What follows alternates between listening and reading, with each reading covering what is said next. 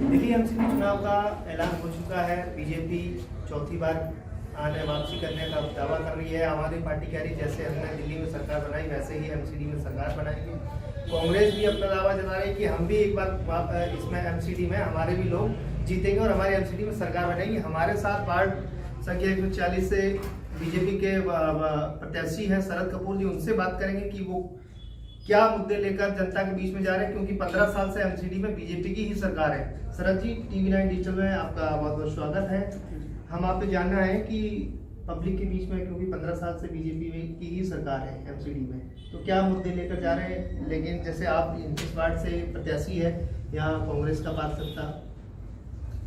ऐसा जी, मैं इस क्षेत्र का पिछले 3 साल से अध्यक्ष हूँ और अध्यक्ष रहते हुए चाहे निगम में हमारा पार्षद नहीं था, हम लोगों के काम कराते आए हैं। हमारे पास हमें सारी समस्याएं पता हैं, चाहे वो सड़कों की हो या नालियों की सफाई की हो, मलबे की हो, इश्यूज हमें सारे पता हैं। और जनता को हमारे पे इतना भरोसा है कि जब हम निगम में ना रहते हुए भी यहाँ पे काम कर रहे थे, तो जब आज पार्टी ने हमारे को एक मौका दिया है, ग्रास रूट के हम कहते कार्यकर्ता को पार्टी लेकर आई है। मेरा कोई पॉलिटिकल सच बैकग्राउंड नहीं था, मेरे ऊपर कोई पैसे नहीं थे। मैं 2007 में सक्रिय राजनीति में आया था। मैं 2 बार मंत्री रहा, महामंत्री रहा। पार्टी ने पिछले 3 साल से मुझे अध्यक्ष बनाया हुआ था। अभी जो नया वार्ड बना, जब तीनों निगम एक हुई हैं, ये वार्ड नया बना है अमर कॉलोनी, एंड्रूजगंज और कस्तूरबा नगर को मिला के ये वार्ड क्रिएट हुआ। तो पार्टी ने इसके अंदर भी मुझे अध्यक्ष बनाकर भेजा था और अब हमारी पार्टी ने मुझे यहाँ से निगम का प्रत्याशी बनाकर भेजा है। मुझे यहाँ की सारी समस्याएं, चाहे पार्कों की हो चाहे कुछ भी हो, वो सारी मेरी नॉलेज में है। हम ऑलरेडी उस पर काम कराते हैं, लोगों को पूरा विश्वास है। बिना निगम के रहते हुए हमने वो काम कराए हैं। आज हम निगम पार्षद बन के आएंगे तो लोगों की सारी समस्याओं को दूर कर पाएंगे। मेरा सवाल ये है कि जैसे फंड के लिए आम आदमी पार्टी और बीजेपी में हमेशा डिस्प्यूट रहता था पिछले कई साल से, जब से सरकार थी आम आदमी पार्टी की और बीजेपी में एमसीडी थी। तो इस बार ये तीनों मर्ज करके एक ही निगम बना दिया और सीधा फंड जो आएगा सेंट्रल गवर्नमेंट से आएगा, तो इसका कोई फायदा मिलेगा? वैसे बिल्कुल मिलेगा। देखो, पहले की राजनीति में पक्ष और विपक्ष की पार्टियां रही हैं, कांग्रेस और बीजेपी भी एक दूसरे के सामने रही है। बट ये पहली बार दिल्ली का दुर्भाग्य रहा है कि एक ऐसी सरकार आई आम आदमी पार्टी की, जिसने सेंटर से जो फंड लिया है उसके जो परसेंटेज आगे निगमों को चलाने के लिए दिया जाता है वो रोक लिया। इन्होंने 16,000 करोड़ से ऊपर का पैसा रोका, जिससे निगम फेल हो जाए, निगम लोगों के काम ना हो। उन्होंने ये नहीं सोचा कि लोगों की पेंशन कैसे होगी। इतने बुजुर्ग बैठे हैं जो सिर्फ पेंशनों के ऊपर जिंदा हैं, वो पेंशनें नहीं हो पाई, लोगों के काम रुके रहे, वर्क ऑर्डर्स पास नहीं हो पाए क्योंकि इन्होंने फंड नहीं दिया। ऐसी ओछी राजनीति इन्होंने करी कि एंड में आकर हमारी सेंट्रल गवर्नमेंट ने डिसीजन लेके तीनों निगम को एक किया। अब डायरेक्ट फंडिंग जो होगी वो सेंट्रल गवर्नमेंट के थ्रू होगी। इनका जो हस्तक्षेप है वो बंद होगा। ये लोग वैसे भी कोई काम नहीं करते, ये सिर्फ प्रचार की एक सरकार बनी हुई है हमारी दिल्ली के अंदर। सिर्फ प्रचार करो, काम कुछ मत करो। इन्होंने आज पोल्यूशन का आप हाल देखो दिल्ली के अंदर, क्या पूरे वर्ल्ड में हमारी बेइज्जती हो रही है। इनसे पूछा जाता है तो बोलते हैं कि हमने पराली के लिए अभी तक पंजाब को कोसते थे, पंजाब में अपनी सरकार आ गई, अब पंजाब के बारे में कोई बात नहीं हो रही, वहाँ पराली चल रही है। इन्होंने बोला जी हमने पूसा से दवाई मंगाई है, RTI दिल्ली, RTI में सिर्फ 40,000 की दवाई इन्होंने खरीदी, सिर्फ 4 आदमियों को दी और उसकी ऐड पे कितने करोड़ों रुपए बर्बाद किए। किसका पैसा बर्बाद हो रहा है? जनता का पैसा बर्बाद हो रहा है। ये सरकार सिर्फ बेवकूफ़ बनाने के लिए बैठी है, इनका कोई मुद्दे नहीं है। अब इस बार निगम के अंदर देख लीजिए, आपको बहुत सारे वीडियोस दिख गए होंगे। यहाँ के भी जो ये निगम प्रत्याशी लेकर आए हैं, कोई एक्सपीरियंस नहीं है। 1.5 करोड़ रुपया दुनिया कहती है, जो इनकी पार्टी के लोग कहते हैं, 1.5 करोड़ रुपया देकर ये टिकट लेकर आए हैं। जो 1.5 करोड़ रुपया देकर आए हैं वो आने के बाद यहाँ क्या करेंगे वो जनता सब जानती है।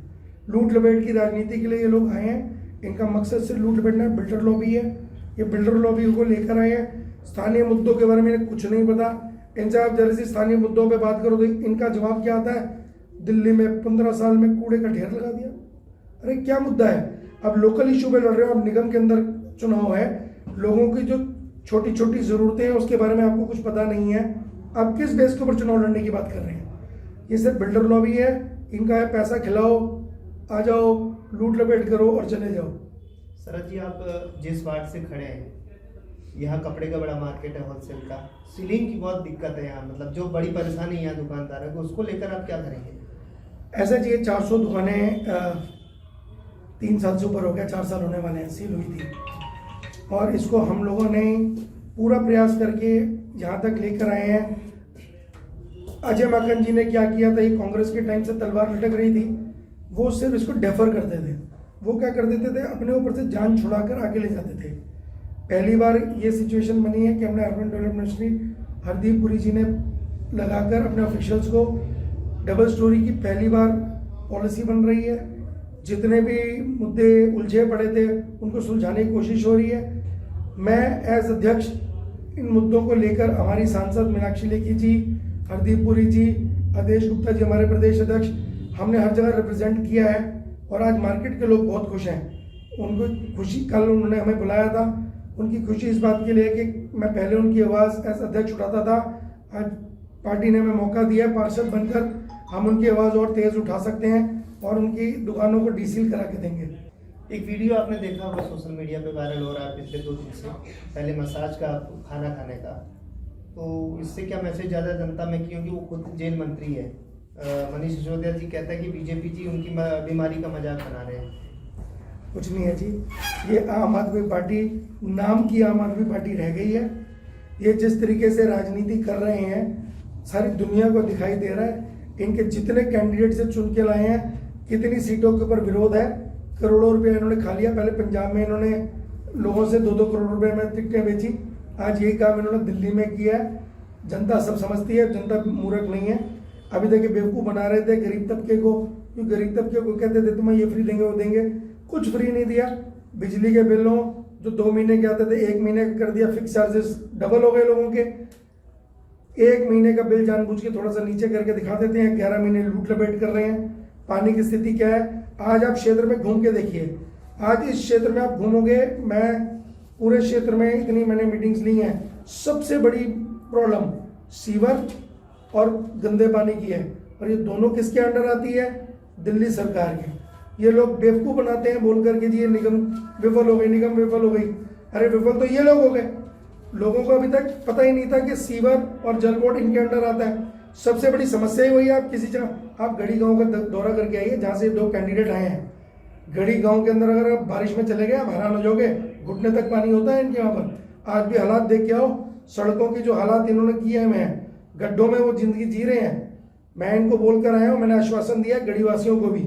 मैंने कहा, मैं गया, मेरे को उन्होंने बोला कि जी लोग इधर का ध्यान ज़्यादा देते हैं उधर नहीं देते। मैंने कहा ऐसा नहीं है, हम इशू बेस्ड राजनीति पे आए हैं। सबसे ज़्यादा जो कामों की ज़रूरत है वो गढ़ी गाँव को है। तो मैंने बोला अगर मैं सबके आशीर्वाद से आता हूँ निगम में, सबसे पहले वर्क ऑर्डर्स गढ़ी के पास होंगे, क्योंकि गढ़ी को सबसे ज़्यादा ज़रूरत है। यहाँ की जगहों में तो छोटी छोटी ज़रूरतें हैं, सफाई की हो गई, मलबे की हो गई, पेड़ों की हो गई, छटाई की, ये सब मैनेज हो सकता है। बट एक्चुअल में जो काम की ज़रूरत है वो गढ़ी में है। हम अगले 5 साल में गढ़ी गांव को भी चमका के देंगे। ये थे हमारे साथ वार्ड नंबर 146 से शरद कपूर, बीजेपी प्रत्याशी। कैमरामैन सुधीर के साथ तोशी शर्मा, TV9 डिजिटल, दिल्ली।